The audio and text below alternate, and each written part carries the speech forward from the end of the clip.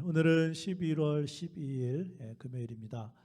오늘 주신 하나님 말씀은 신약성경 고린도전서 3장 1절부터 9절 말씀입니다. 신약성경 265페이지에 있는데 우리 찾아서 함께 읽도록 하겠습니다. 고린도전서 3장 1절부터 9절까지 말씀 함께 읽겠습니다. 시작. 형제들아, 내가 신령한 자들을 대함과 같이 너희에게 말할 수 없어서 육신에 속한 자 곧 그리스도 안에서 어린 아이들을 대함과 같이 하노라. 내가 너희를 젖으로 먹이고 밥으로 아니하였노니 이는 너희가 감당하지 못하였음이거니와 지금도 못하리라. 너희는 아직도 육신에 속한 자로다. 너희 가운데 시기와 분쟁이 있으니 어찌 육신에 속하여 사람을 따라 행함이 아니니요. 어떤 이는 말하되 나는 바울에게라 하고 다른 이는 나는 아볼로에게라 하니 너희가 육의 사람이 아니리요. 그런즉 아볼로는 무엇이며 바울은 무엇이냐? 그들은 주께서 각각 주신 대로 너희로 하여금 믿게 한 사역자들이니라. 나는 심었고 아볼로는 물을 주었으되 오직 하나님께서 자라나게 하셨나니 그런즉 심는 이나 물 주는 이는 아무것도 아니로되 오직 자라게 하시는 이는 하나님뿐이니라. 심는 이와 물 주는 이는 한 가지나 각각 자기가 일한 대로 자기의 상을 받으리라. 우리는 하나님의 동역자들이요 너희는 하나님의 밭이요 하나님의 집이니라. 아멘.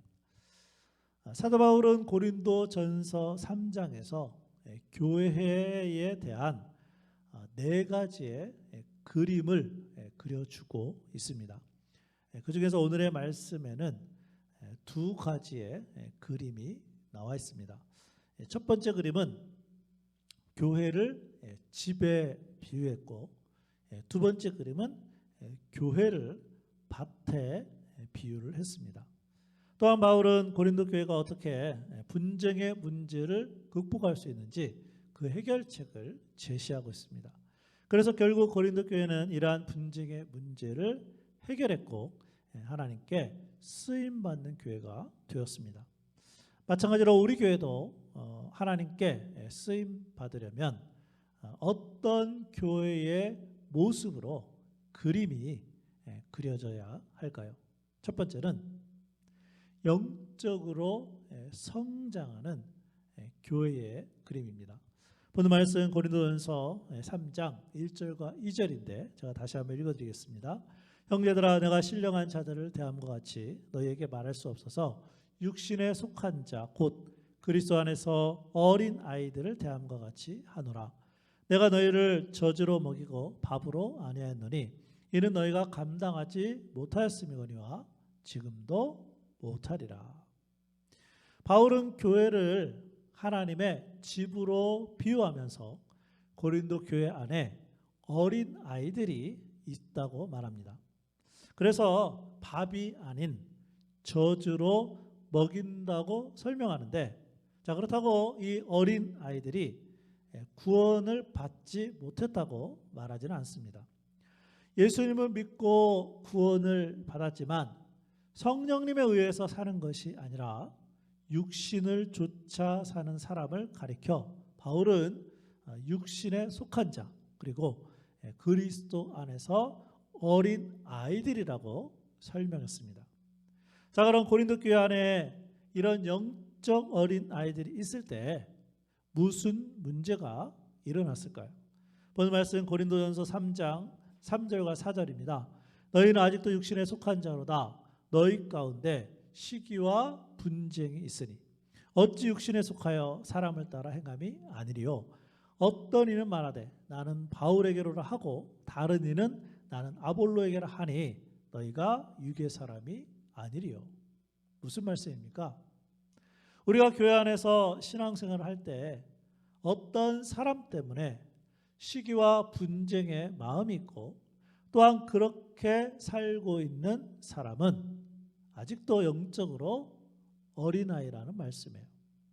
그런데 감사하게도 고린도 교회는 바울의 이 편지를 받고 성령님을 통해 말씀을 깨닫습니다.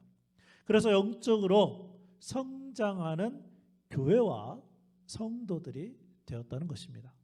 그 결과 고린도 교회는 하나님께 쓰임 받았습니다. 그러므로 우리 교회와 성도들은 영적으로 성장해야 합니다.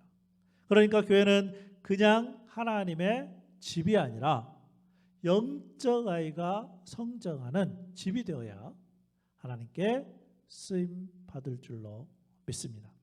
하나님께 쓰임 받는 교회는 영적으로 성장하는 교회이고, 두 번째는 동역자로 함께 일하는 교회의 그림입니다. 본문 말씀 고린도전서 3장 9절입니다. 우리는 하나님의 동역자들이요 너희는 하나님의 밭이요 하나님의 집이니라. 바울은 교회를 하나님의 밭으로 비유하면서 고린도 교회의 분쟁을 해결하려고 합니다. 결국 고린도 교회는 하나님의 밭으로 주님의 일을 함께 할 때 분쟁은 사라지고 하나님께 쓰임받는 교회가 된다는 것입니다. 그러므로 교회는 하나님이 주신 다양한 은사들을 가진 사람들이 함께 어우러져 일하는 밭과 같다는 것입니다. 이것이 고린도 교회를 향하여 강조했던 바울의 두 번째 그림이었습니다. 자, 그런데 바울은요, 동역자라는 단어를 사용하면서 두 명의 지도자에 대하여 설명합니다. 본문 말씀 고린도전서 3장 5절과 6절입니다. 그런즉 아볼로는 무엇이며 바울은 무엇이냐? 그들은 주께서 각각 주신 대로 너희로 하여금 믿게 한 사역자들이니라. 나는 심었고 아볼로는 물을 주었으되 오직 하나님께서 자라나게 하셨나니. 바울은 자신이나 아볼로가 아닌 성도들을 영적으로 자라나게 하시는 하나님이 최고이심을 밝히고 있습니다. 바울과 아볼로는 사역자, 즉 동역자일 뿐이라는 겁니다. 이러한 동역자가 있는 교회가 하나님께 쓰임을 받습니다. 또한 동역자들은 어떤 결과를 하나님께 기대할 수 있을까요? 오늘 말씀 고린도전서 3장 8절입니다. 심는 이와 물 주는 이는 한 가지이나 각각 자기가 일한 대로 자기의 상을 받으리라. 우리가 교회 안에서 동역자로서 일할 때 가장 중요한 것은 자기가 맡은 역할에 충실하면 되는 것입니다. 그렇게 하면 각각 자기가 일한 대로 자기의 상을 하나님께 받게 됩니다. 이거는 뭐 부부가 같이 상 받는다는 말도 아니고요. 같은 교회에 있으니까 목회자와 성도들이 같이 받는다는 의미가 아니고 각각 자기가 일한 대로 자기의 상을 받겠다는 말씀이에요. 바라기는 우리 교회의 성도들도 하나님이 각자에게 주신 몸된 주님의 교회의 지체로서 그 역할을 감당하는 것이 동역자이고 또 하나님께 상 받고, 그래서 우리 교회와 성도들이 하나님께도 쓰임 받는 그런 복된 삶을 살아갈 수 있기를 주님의 이름으로 축복합니다. 특별히 오늘은 찬송가 433장 귀하신 주여 날 붙드사, 특별히 가사에 보면 주께로 날마다 가까이 나아가라는 그러한 가사가 있는데, 오늘 하루도 주님께 가까이 나아가서 우리 모두가 하나님 앞에 동역자로 또 사역자로 상 받는 그런 쓰임 받는 우리 교회와 성도가 되었으면 좋겠습니다. 우리 함께 찬양하겠습니다.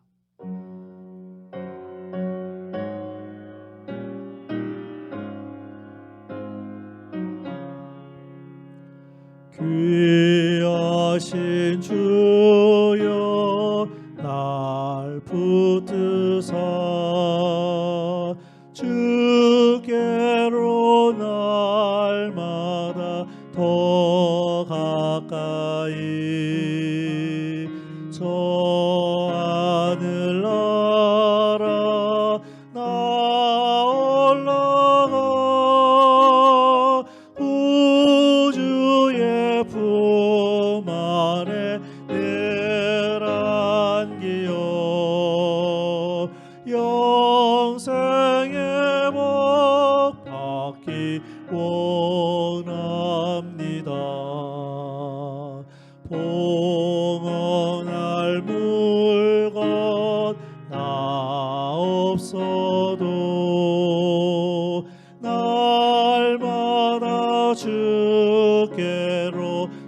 더 가까이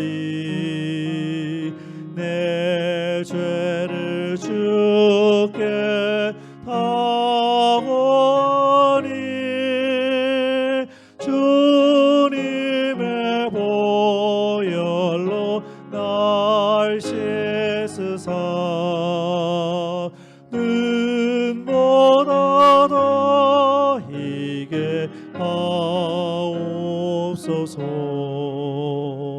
간악한 마귀 날 꾀어도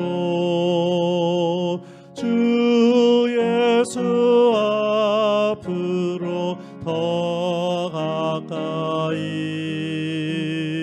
이 세상 속한 그 어영심 또 주한 생각을 다 버리니 정결한 마음 내게 늘 주소서. 이 세상 내가 살 동안에 주께로 날마다 더 가까이 저 배는 천국 나 들어가 한없는 복락을 다 얻도록 풍성한 은혜를 주옵소서.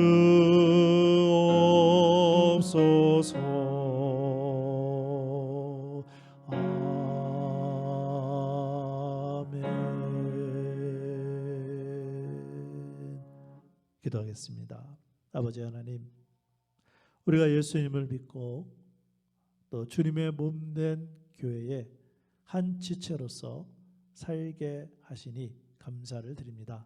특별히 우리 교회에 속한 성도들, 이제는 영적 어린아이에서 벗어나 영적으로 늘 성장하고 성숙한 그런 성도들이 되게 하여 주시옵소서. 특별히 시기와 분쟁이 사라지게 하여 주셔서 성장하고 성숙해서 주님 닮아가는 우리 교회 성도들 될 수 있도록 인도하여 주시옵소서.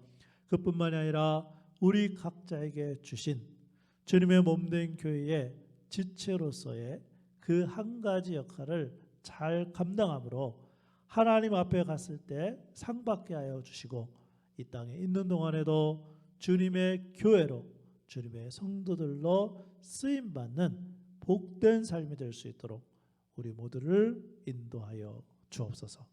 특별히 지금 부른 찬송처럼 날마다 날마다 주님께 더 가까이 나아가 주님 닮아가는 우리 성도들 되게 하여 주옵소서. 예수님의 이름으로 기도합니다. 아멘.